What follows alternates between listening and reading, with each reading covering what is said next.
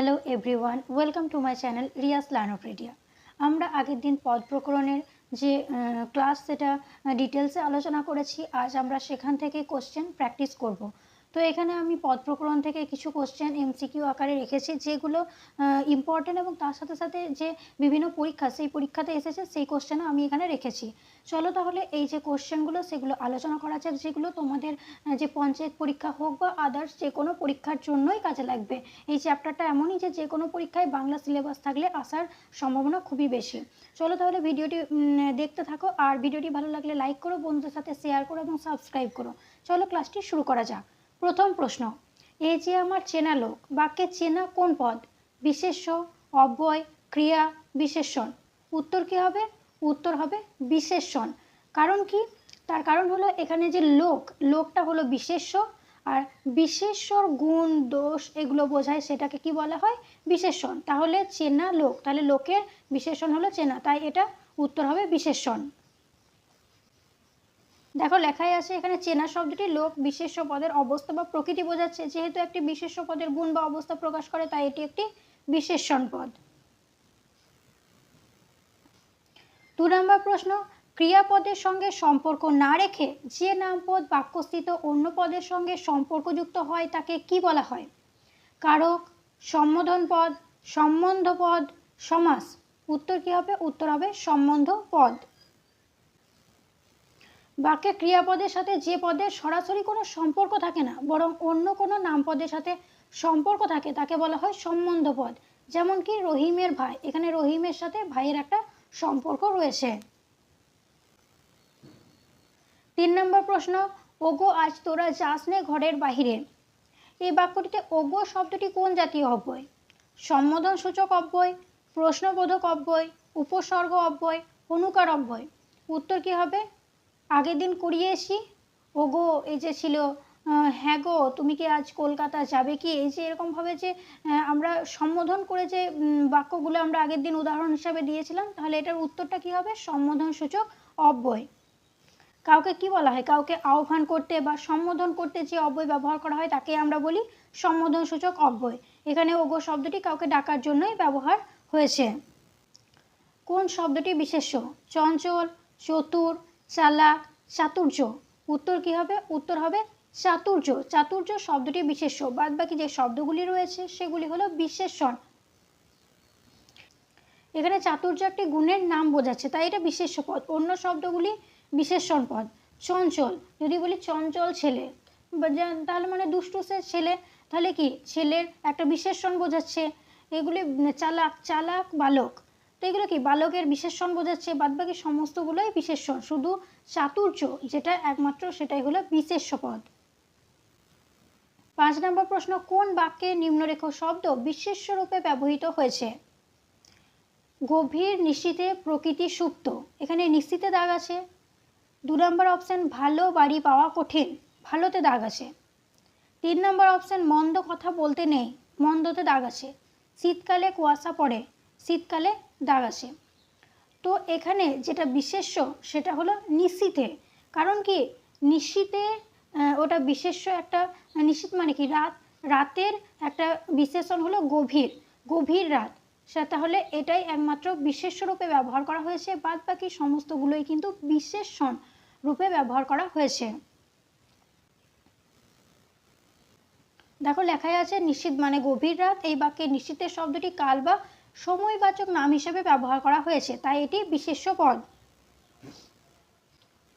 6 নম্বর প্রশ্ন, গীতাঞ্জলি অগ্নিবীণা কোন বিশেষ্য?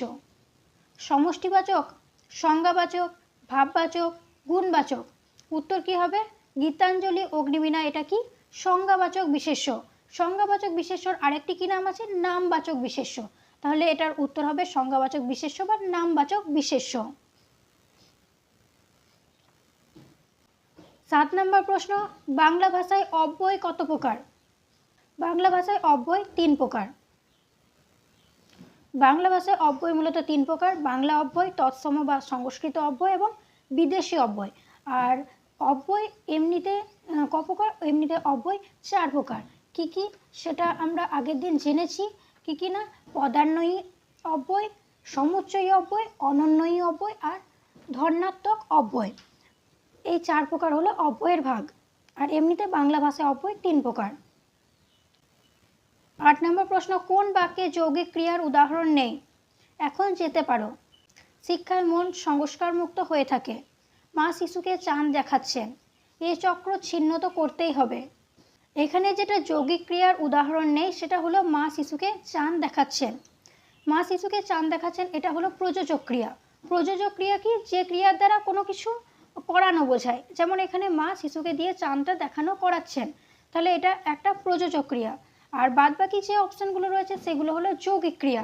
যৌগিক ক্রিয়া কি? যৌগিক ক্রিয়া হলো যে ক্রিয়ার সমাপিকা এবং অসমাপিকা ক্রিয়ার মিশ্রণে তৈরি হয় যে বাক্য, সেটাই হলো যৌগিক ক্রিয়া। যেমন এক কোপে কেটে ফেললো, এই যে কেটেটা হলো অসমাপিকা ক্রিয়া, আর ফেললো সেটা হলো সমাপিকা ক্রিয়া। তাহলে যৌগিক ক্রিয়া কি? যে ক্রিয়া সমাপিকা এবং অসমাপিকা ক্রিয়ার সংযোগে তৈরি হয়।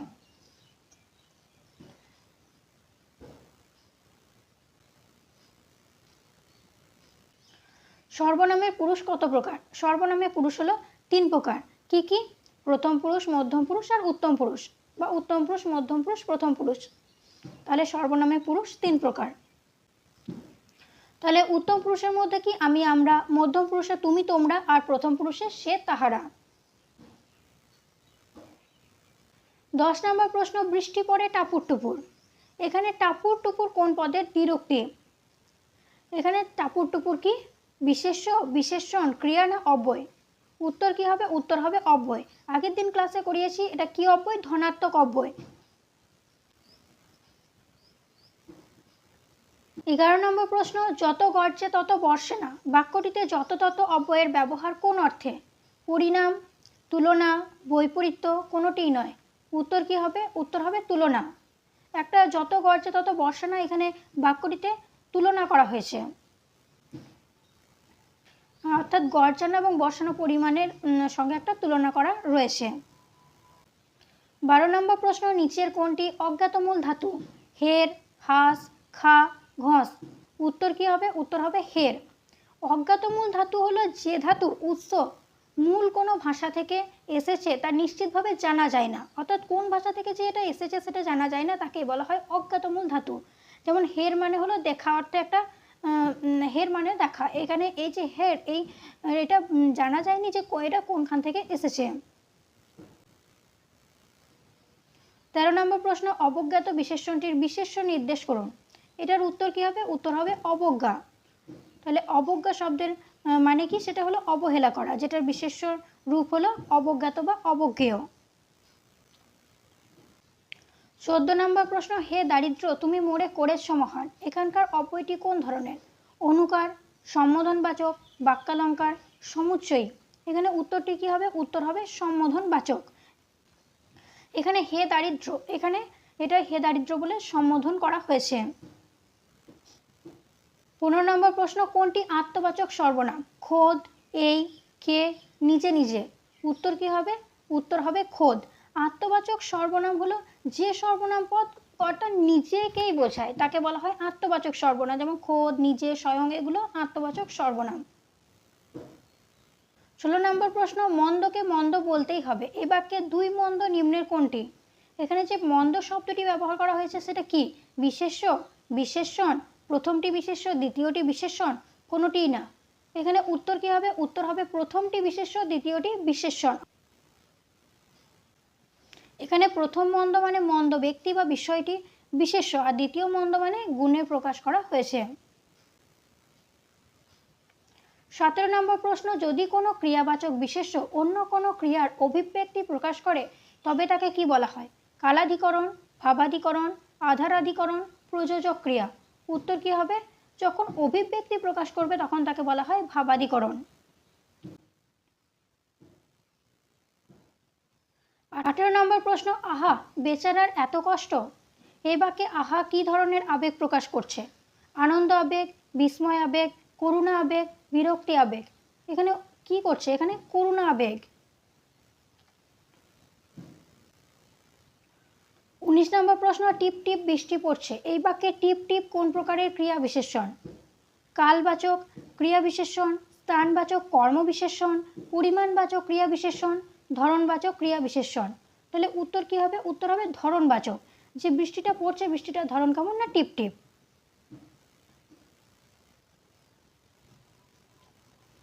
20 নম্বর প্রশ্ন, সাব্বাস এমন খেলাই তো চেয়েছিলাম। এখানে সাব্বাস কোন ধরনের আবেগ শব্দ? বিস্ময় আবেগ, প্রশংসা আবেগ, বিরক্তি আবেগ, সমর্থন আবেগ। এখানে উত্তর কি হবে? উত্তর হবে প্রশংসা আবেগ, কারণ সাব্বাস এটা একটা প্রশংসা করা হয়েছে। 21 নম্বর প্রশ্ন, যিনি কোন শ্রেণীর সর্বনাম? প্রশ্নবাচক সর্বনাম, ব্যক্তিবাচক সর্বনাম, সাপেক্ষ সর্বনাম, আত্মবাচক সর্বনাম। সর্বনামের ভাগের মধ্যে পড়ছে, যেটা আগের দিন করিয়েছি। যিনি কোন সর্বনাম? সাপেক্ষ সর্বনাম। 22 নম্বর প্রশ্ন, মধুরতা কোন প্রকারের বিশেষ্য পদ?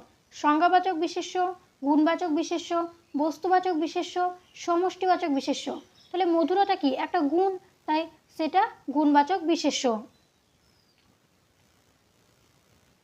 23 নম্বর প্রশ্ন, বাক্যে যে পদ দ্বারা কোনো কার্য সম্পাদন বোঝায় তাকে কি বলা হয়? বিশেষ্য পদ, বিশেষণ পদ, সর্বনাম পদ, ক্রিয়াপদ। তাহলে কোনো কিছু দ্বারা কার্য সম্পাদন অর্থাৎ করা বোঝাচ্ছে কোনো কিছু কাজ, তাহলে সেটা কি হবে? ক্রিয়াপদ হবে। 24 নম্বর প্রশ্ন, তারুণ্য কোন প্রকারের বিশেষ্য পদের উদাহরণ? ভাববাচক বিশেষ্য, জাতিবাচক বিশেষ্য, গুণবাচক বিশেষ্য, বস্তুবাচক বিশেষ্য। উত্তর কি হবে? উত্তর হবে গুণবাচক বিশেষ্য। যে বিশেষ্য দ্বারা কোনো বস্তুর দোষ, গুণ, নাম বোঝায় তাকে বলা হয় গুণবাচক বিশেষ্য। যেমন কি মধুরতা, মধুর মিষ্টত্বের গুণ, তারল্য, তরল দ্রব্যের গুণ, তিক্ততা, তিক্ত দ্রব্যের দোষ বা গুণ, আর তারুণ্য, তরুণের গুণ। 25 নম্বর প্রশ্ন, মেঘের গর্জন বোঝাতে কোন অনুকার অব্যয় ব্যবহৃত হয়? ঝমঝম, সনসন, গুড়গুড়, কলকল। উত্তর কি হবে? উত্তর হবে গুড়গুড়। 26 নম্বর প্রশ্ন, ও এবং আর কোন প্রকারের অব্যয়? সংযোজক অব্যয়, বিয়োজক অব্যয়, সমুচ্চয়ী অব্যয়, অনন্যয়ী অব্যয়। উত্তর কি হবে? সংযোজক অব্যয়, কারণ ও এবং আর এই যে সব অব্যয়গুলি ব্যবহার করা হয় সেগুলি কি হয়? এক বাক্যকে এক পদকে আরেকটি পদের সাথে যুক্ত করে। যে পদ দুটি বা তার বেশি পদ বা বাক্যাংশ বা বাক্যকে সংযুক্ত করে তাকে কি বলা হয়? সংযোজক অব্যয়। যেমন এখানে যে উদাহরণগুলি ছিল, ও এবং, এখানে কি দেখবে সে রাম ও শ্যাম বা রাম এবং শ্যাম, এই যে ব্যবহার করা হয় এই সংযোজক অব্যয়গুলি, সেগুলো কি একটা পদের সাথে আর একটা পদের সংযুক্ত করে। 27 নম্বর প্রশ্ন, দয়া কোন প্রকার বিশেষ্য? দয়া জাতিবাচক, ভাববাচক, সমষ্টিবাচক, গুণবাচক। উত্তর কি হবে? উত্তর হবে গুণবাচক। 28 নম্বর প্রশ্ন, ওকে দিয়ে এ কাজ হবে না। বাক্যটিতে দিয়ে কোন প্রকার অব্যয়? বাক্যালঙ্কার, অনুসর্গ, অনুকার, অনন্যয়। এখানে যে দিয়ে সেটা হলো অনুসর্গ। 29 নম্বর প্রশ্ন, কোন বাক্যে ক্রিয়া বিশেষণের উদাহরণ আছে? দিন ভালো যাচ্ছে না, জিনিসটা সাবধানে রাখো, সেদিন অত্যন্ত চমৎকার কথা শুনিলাম।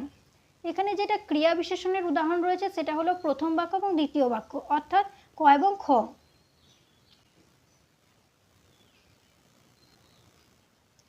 30 নম্বর প্রশ্ন, হায়রে ভাগ্য, হায়রে লজ্জা, কোথায় সভা, কোথায় সজ্জা, কত না হারানো স্মৃতি যাকে আজও মনে। বাক্যটিতে নিম্নলিখিত অংশটি কোন প্রকার অব্যয়? এখানে যে ব্যবহার করা হয়েছে সেগুলি কি অব্যয়? অনুসর্গ অব্যয়, অনন্যয়ী অব্যয়, বাক্যালঙ্কার অব্যয়, বিয়োজক অব্যয়। এখানে যেটা ব্যবহার করা হয়েছে সেটা হলো বাক্যালঙ্কার অব্যয়। 31 নম্বর প্রশ্ন, ক্রিয়ার অংশ কয়টি? ক্রিয়ার অংশ দুটি। কি কি? দেখো, একটা হলো ধাতু বা ক্রিয়ামূল অর্থাৎ পর বা খা, যেটা আমরা সংস্কৃত দেখবে 8, 9-এ 7, 8-এ পড়েছিলাম যে ধাতু বিভক্তি, সেটা একটা পর। আর একটা হলো ক্রিয়া বিভক্তি, যেটা পরের সাথে যে পর যে কথাটা বললাম সে পরের সাথে হস্যই একটা বিভক্তি যুক্ত হয়ে পড়ি, সেটা কি পড়ি বা পড়লাম। এই যে সেটা কি কাল ভেদে, যেমন অতীতকাল, বর্তমানকাল, ভবিষ্যৎকাল, সেই ভেদে একটা রূপে হয়, আর একটা পুরুষ ভেদে, যেমন আমি পড়ি বা সে পড়ে, এরকম টাইপের একটা বিভক্তি যুক্ত হয়ে ক্রিয়া বিভক্তি, অর্থাৎ ক্রিয়ার দুটি অংশ, ধাতু বা ক্রিয়ামূল আর ক্রিয়া বিভক্তি। তাছাড়াও ক্রিয়াকে ভাব প্রকাশের দিক দিয়েও কিন্তু দুভাগে ভাগ করা যায়, একটা হলো সমাপিকা ক্রিয়া আর একটা হলো অসমাপিকা ক্রিয়া। 32 নম্বর প্রশ্ন, দুটি কর্মপদ থাকে কোন ক্রিয়ায়? সকর্মক্রিয়া, দ্বিকর্মক্রিয়া, অকর্মক্রিয়া, প্রযোজক ক্রিয়া। উত্তর কি হবে? উত্তর হবে দ্বিকর্মক্রিয়ায়, দুটি কর্মপদ থাকে। 33 নম্বর প্রশ্ন, কোনটি গুণবাচক বিশেষ্য? তিক্ততা, গমন, জনতা, থালা। উত্তর কি হবে? উত্তর হবে তিক্ততা। তিক্ততা একটি গুণ। 34 নম্বর প্রশ্ন, তুমি কি এতক্ষণ থাকবে বাক্যটিতে কি কোন পদ? বিশেষণ, বিশেষ্য, উপসর্গ, সর্বনাম। উত্তর কি হবে? উত্তর হবে বিশেষণ, কারণ এটা প্রশ্নবাচক বিশেষণ। তুমি কি এতক্ষণ থাকবে, এখানে কি হলো? প্রশ্নবাচক বিশেষণের কথা বলা হয়েছে। 35 নম্বর প্রশ্ন, সভা ও জনতা কোন প্রকারের বিশেষ্য? জাতিবাচক বিশেষ্য, সমষ্টিবাচক বিশেষ্য, সংজ্ঞাবাচক বিশেষ্য, ভাববাচক বিশেষ্য। এখানে কি হবে? সভা এবং জনতা সমষ্টিবাচক বিশেষ্য। 36 নম্বর প্রশ্ন, নিচের কোনটি বিশেষণ পদ? চঞ্চল, চাতুর্য, চাঞ্চল্য, উদার। উত্তর কি হবে? উত্তর হবে চঞ্চল। চঞ্চলটাই হলো একমাত্র বিশেষণ, কারণ একটু আগে একটা চঞ্চল দিয়ে উদাহরণ দিলাম যে চঞ্চল ছেলে, তো সেটা ছেলের বিশেষণ হলো চঞ্চল, এটাই তাই উত্তর হবে চঞ্চল। 37 নম্বর প্রশ্ন, বৃষ্টির হেতু খেলা বন্ধ হলো, এই বাক্যে নিম্নরেখা শব্দটি কোন শ্রেণীর পদ? বিশেষ্য, ক্রিয়া বিশেষণ, অনুসর্গ, সংযোজক, অব্যয়। উত্তর কি হবে? উত্তর হবে অনুসর্গ। 38 নম্বর প্রশ্ন, আরাব ঢাকায় থাকে, বাক্যটিতে ঢাকায় শব্দটি কোন প্রকারের বিশেষ্য? জাতি বিশেষ্য, নাম বিশেষ্য, দ্রব্য বিশেষ্য, তালু বিশেষ্য। উত্তর কি হবে? উত্তর হবে নাম বিশেষ্য। ঢাকা একটা জায়গার নাম। 39 নম্বর প্রশ্ন, সর্বজনের বিশেষণ কি? ঐশ্বরিক, বিশ্বজনীন, বিশ্বজন, সর্বজনীন। উত্তর কি হবে? উত্তর হবে সর্বজনীন। 40 নম্বর প্রশ্ন, বুদ্ধিমানের বিশেষ্য পদ কি? বুদ্ধি, বুদ্ধিত্ব, বোদ্ধা, বুদ্ধিজীবী। বুদ্ধিমানের বিশেষ্য পদ হবে বুদ্ধিজীবী। 41 নম্বর প্রশ্ন, ফলগুলো মিষ্টি, বাক্যে ফল কি ধরনের বিশেষ্যের উদাহরণ হিসেবে বিবেচিত? নাম বিশেষ্য, জাতি বিশেষ্য, বস্তুবাচক বিশেষ্য, গুণবাচক বিশেষ্য। এই যে ফলগুলি, এখানে ফল কি? ফল একটা জাতিকে বোঝানো হয়েছে, অর্থাৎ ফলের তো নাম বলা হয়নি, তাহলে সেটা একটা জাতি, তো এটা উত্তর হবে জাতি বিশেষ্য। 42 নম্বর প্রশ্ন, ধৈর্য শব্দটি কোন শ্রেণীর বিশেষ্যের বাচক উদাহরণ? সংজ্ঞাবাচক বিশেষ্য, গুণবাচক বিশেষ্য, স্থানবাচক বিশেষ্য, সমষ্টিবাচক বিশেষ্য। ধৈর্য, ধৈর্য একটা গুণ, তাই এটা গুণবাচক বিশেষ্য। 43 নম্বর প্রশ্ন, হাসেম কিংবা কাসেম এর জন্য দায়ী, বাক্যে কিংবা কোন শ্রেণীর অব্যয়? অনন্যয়ী, সমুচ্চয়ী, অনুকার, অনুসর্গ। উত্তর কি হবে? উত্তর হবে সমুচ্চয়ী অব্যয়। সমুচ্চয়ী অব্যয় বলতে আমরা যেটা বুঝিয়েছিলাম সেটা হলো যে অব্যয় একাধিক পদ বা বাক্যের মধ্যে সংযোগ, বিয়োগ, সংকোচন প্রভৃতি সাধন করে তাকে বলা হয় সমুচ্চয়ী অব্যয়। এখানে যে কিংবা, তাহলে কি একজনকে সংকোচন করানো হলো, কারণ কাসিম কিংবা হাসেম কিংবা কাসেম, তো যে কোনো একজন এর জন্য দায়িত্ব, তাহলে একজনকে সংকোচন করে আরেকজনকে প্রাধান্য দেওয়া হলো, তাহলে এটা সমুচ্চয়ী অব্যয়ের মধ্যে ভাগের মধ্যেই পড়ছে। কিংবাটা যেটা হলো বিয়োজক বা বৈকল্পিক অব্যয়। তাহলে যে অব্যয় পদ একটি বাক্যের সঙ্গে অন্য একটি বাক্যের অথবা বাক্যস্থিত পদের সঙ্গে অন্য একটি পদের সংযোজন, বিয়োজন, সংকোচন ঘটায় তাকে বলা হয় সমুচ্চয়ী অব্যয়। 44 নম্বর প্রশ্ন, পর্বত কোন ধরনের বিশেষ্য পদ? জাতিবাচক বিশেষ্য, সংজ্ঞাবাচক বিশেষ্য, বস্তুবাচক বিশেষ্য, সমষ্টিবাচক বিশেষ্য। পর্বত হলো জাতিবাচক বিশেষ্য, কারণ পর্বত একটা জাতিকে বোঝানো হয়েছে, পর্বতের নির্দিষ্ট করে নাম বলে দেওয়া হয়নি যে এটা কোন পর্বত, তো সেটা জাতিবাচক বিশেষ্যের মধ্যে পড়ছে। 45 নম্বর প্রশ্ন, সুস্থ সবল দেহকে কে না ভালোবাসে, বাক্যে সুস্থ সবল কোন পদের উদাহরণ? বিশেষণ, বিশেষ্য, সর্বনাম, অব্যয়। তাহলে এখানে সুস্থ সবল কি? বিশেষণ। দেহ বিশেষ্য পদ, সেই বিশেষ্য পদের একটা দোষ গুণ অবস্থা বোঝাচ্ছে, তাহলে সুস্থ সবল হলো বিশেষণ।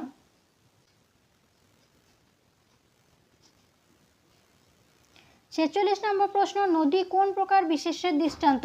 সংজ্ঞাবাচক বিশেষ্য, সমষ্টিবাচক বিশেষ্য, ভাববাচক বিশেষ্য, জাতিবাচক বিশেষ্য। নদী, নদীর এখানে একটা নির্দিষ্ট কোনো নাম কিন্তু বলা হয়নি, তাহলে নদী একটা জাতিকে বোঝানো হয়েছে, তো সেটা হবে জাতিবাচক বিশেষ্য।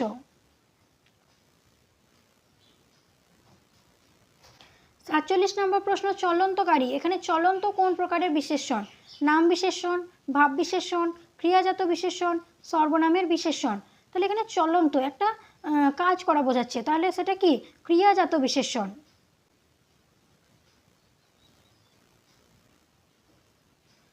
৪৮ নম্বর প্রশ্ন, যে পদ বিশেষ্য, সর্বনাম এবং ক্রিয়াপদের দোষ, গুণ, অবস্থা ইত্যাদি প্রকাশ করে তাকে কি বলা হয়? সেটা হলো বিশেষণ পদ। যে পদ বাক্যের মধ্যে থাকা অন্য কোনো পদের সাধারণত বিশেষ্য, সর্বনাম বা ক্রিয়াপদের দোষ, গুণ, সংখ্যা, পরিমাণ, অবস্থা ইত্যাদি প্রকাশ করে তাকে বলা হয় বিশেষণ পদ।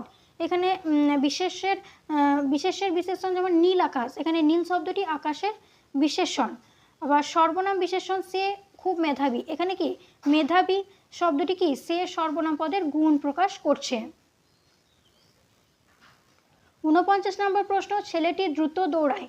দ্রুত কোন পদের উদাহরণ? বিশেষণ, ক্রিয়া বিশেষণ, বিশেষ্য।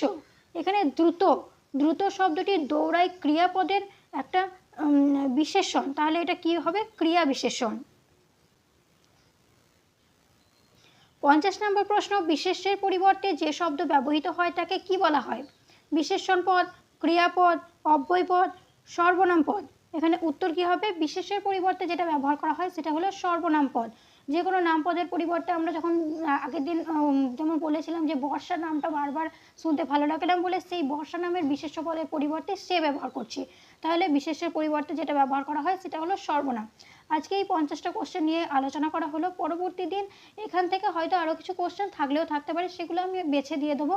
আর পরবর্তী দিন আমি অন্য একটা চ্যাপ্টার শুরু করবো, আর এখান থেকে যে কোশ্চেনগুলি বাকি থাকবে সেগুলো আমি আবার একটা আলাদা ক্লাসে তোমাদেরকে দিয়ে দেবো। এখানে কিছু ইম্পর্ট্যান্ট কোশ্চেন এবং তার সাথে বিভিন্ন যে প্রিভিয়াস ইয়ারের কোশ্চেন সেগুলো নিয়ে আলোচনা করা হলো। তো ভিডিওটি তোমরা ভালোভাবে দেখে নিও। কোশ্চেনগুলি আজকে সোজাই ছিল, তো সেগুলো দেখে থাকো। আর ভিডিওটি ভালো লাগলে লাইক করো, বন্ধুদের সাথে শেয়ার করো এবং সাবস্ক্রাইব করো। চলো দেখা হচ্ছে নেক্সট ক্লাসে।